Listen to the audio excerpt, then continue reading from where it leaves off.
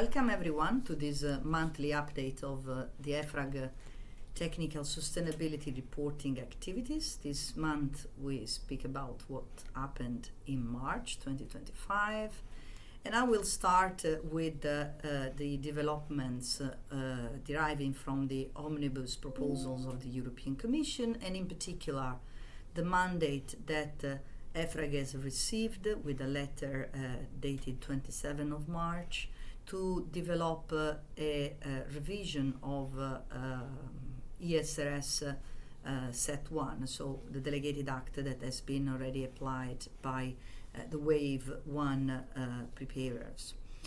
In that letter, the Commissioner indicates a number of elements to consider, which are also derived from the explanatory memorandum of the omnibus proposals itself.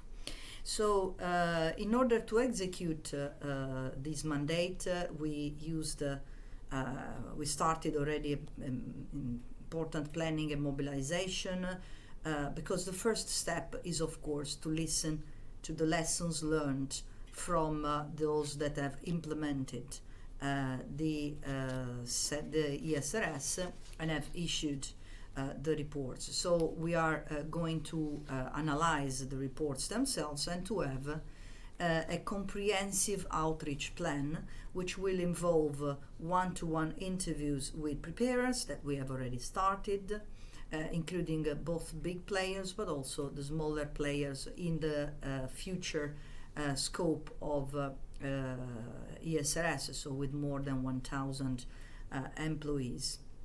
We have also planned a series of outreach events with member states, so in particular with the help of the national standard setters of various European countries, but also with the support of various associations. So this outreach program will involve preparers, but also auditors that supported them and executed the audit mandates. We will also have all the other stakeholders categories involved, so users and civil society and academics.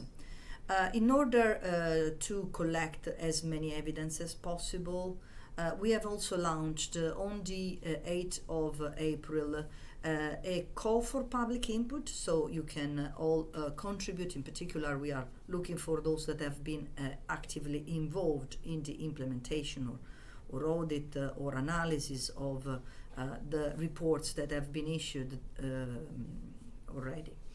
This call for input is available on our website. You have time until the 6th of May to provide your input, and in particular we are looking for input about the data points that are least important for general purpose sustainability statements.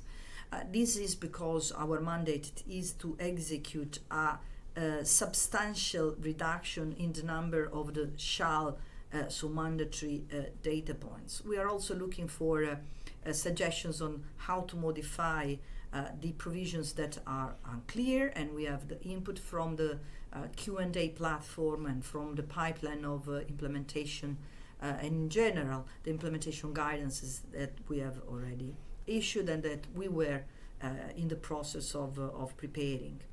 We also would like to have suggestions on how to improve the interaction with other EU legislations and possibly also enhance the level of alignment with international and global standards. We are also looking for input on your experience about double materiality and how to make it possible that a meaningful reporting is obtained without undue documentation effort when it comes to materiality, how to avoid that immaterial information is also reporting, and in general how to support cohesiveness of the information. We also look for input on how to streamline the structure and presentation of the standards. We know that the narrative information around policies, actions and targets has been difficult to apply in a concise manner. So we are looking for input in that respect. The ultimate objective here is to simplify, reducing substantially the burden of reduction, but without compromising the overall objective and the role of the ESRS to support the European Green Deal. So we invite all the interested parties to participate in this questionnaire. On the 28th of March, for the first time since the start of her mandate, the Commissioner Albuquerque met with our Sustainability Reporting Board and Sustainability Reporting TEG for a short meeting where she gave us a few input in the context of the mandate for ESRS simplification, stressing the importance of a fast-track procedure and reiterating the necessity of substantial reduction, but at the same time to have a process that is as complete and as inclusive as possible, compatibly with the timeline, and because, as you know, it's very, very ambitious, and we have to complete and give our advice to the Commission by the 31st of October. We will give you more information in the next updates. We are now working on the work plan, because one of the elements that you can see in this letter, which is public and it can be found on our website, is the fact that we are due to present our work plan to the European Commission by the 15th of April. And for that purpose, the board will have a public meeting at 8 o'clock of that day, so the 15th of April, to approve the work plan. So with this, I would say I close the update on the ESRS simplification, and I move to the publications that were issued in the month of March. We are very proud of the publication of the joint correspondence map between the CDP question bank and ESRS. This is the result of a joint effort, in particular on climate standards, ESRS E1 and CDP question banks. Now you have a clear indication of the level interoperability between the two, and this will give a clear indication of how the CDP questions correspond to the E1 disclosure requirements, and this will allow users of the two questionnaires to identify more clearly the synergies and reduce the reporting burden according to the two systems. We also have issued educational videos on digital tagging. This is an initiative of the EFRAG secretariat to help the public to get familiar with our Set 1 XBRL taxonomy, on which now ESMA is in the process of defining the timeline for and the rules for implementation. These videos refer clearly to the EFRAG version of the taxonomy, and the purpose is to help understand the real effort that is entailed by tagging an actual report, and also to show to the experts that need to perform this task one of the possible approaches that could be considered. Finally, I want to before I move on to the agenda of the TEG and board meetings of March, I want to briefly update you on the progresses of the VSME ecosystem, the standard that EFRAG has developed for companies with less than 250 employees.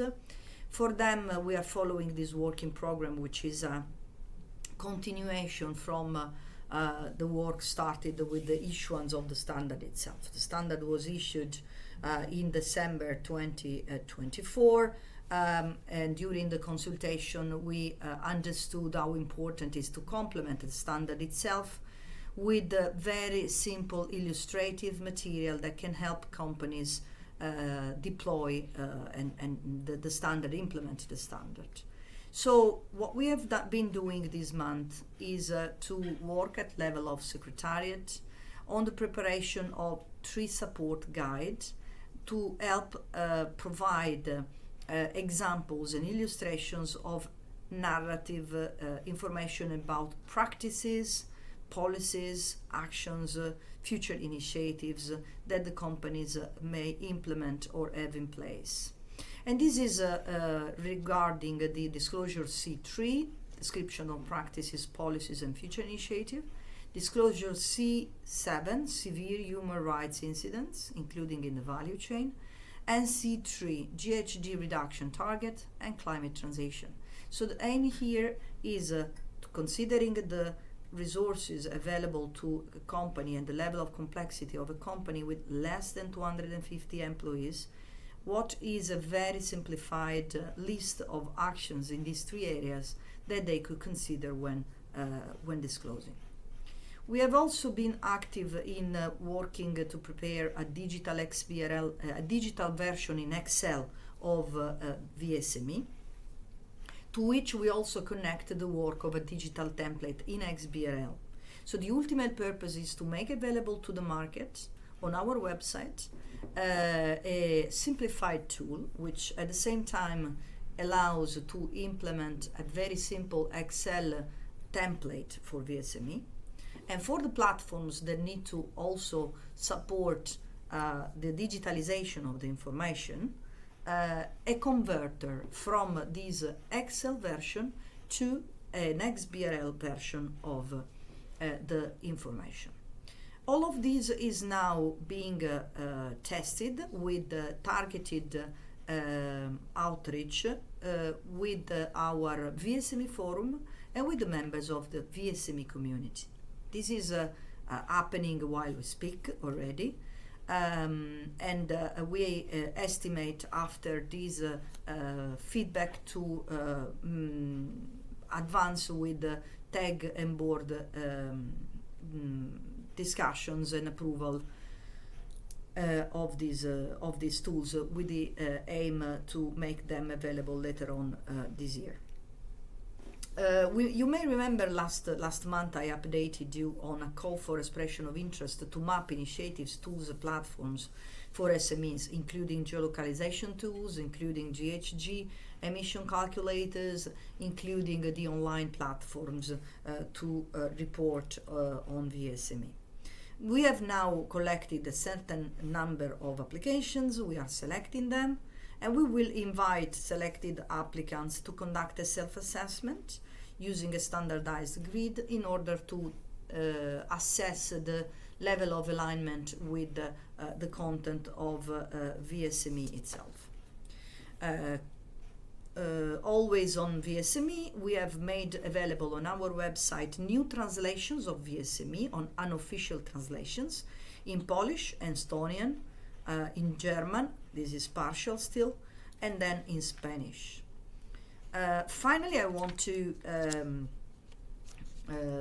report you back from an event that we had, a public event, hybrid, here in Brussels and online, with a very good attendance on the 7th of April, where jointly with a number of key stakeholders, including the users, so large undertakings, banks, but also with representatives of SME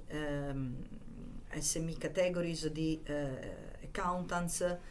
We had this event here to reflect on the importance and role of VSME to support companies with less than 250 employees on their challenges of data collection and reducing the burden of having to deal with multiple questionnaires.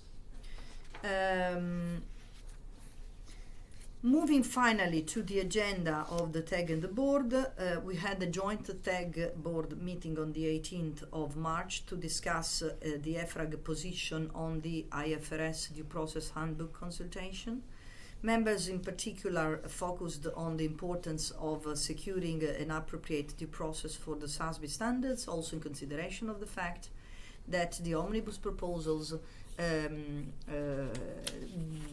will delete the necessity will eliminate the necessity of ESRS sector standards, which means that the current temporary regime of using SASB when reporting under entity-specific mandatory disclosure in ESRS will likely be permanent. So SASB standards will also be applicable by European companies as a source of entity-specific information. The two groups also discussed the importance of having advisory groups at the supporting the sustainability pillar of the IFRS Foundation, similar to those that currently exist for the Global Preparers Forum and the SME Implementation Group.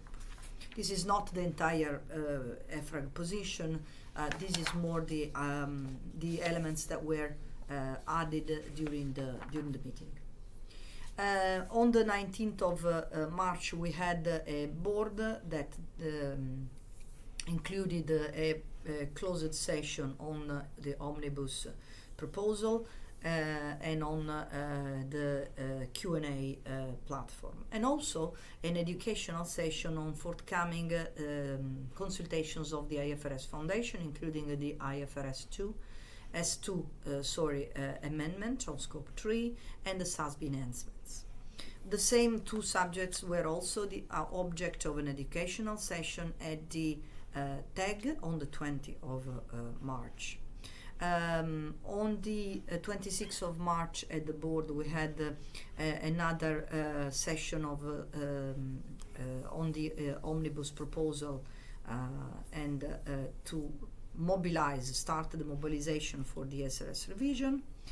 And then on the 4th and 6th March on the TEG, we had two sessions on Q&A and also on the FAQs to be possibly included in future environmental guidance. This is all from my side for this month. Thanks a lot for the attention.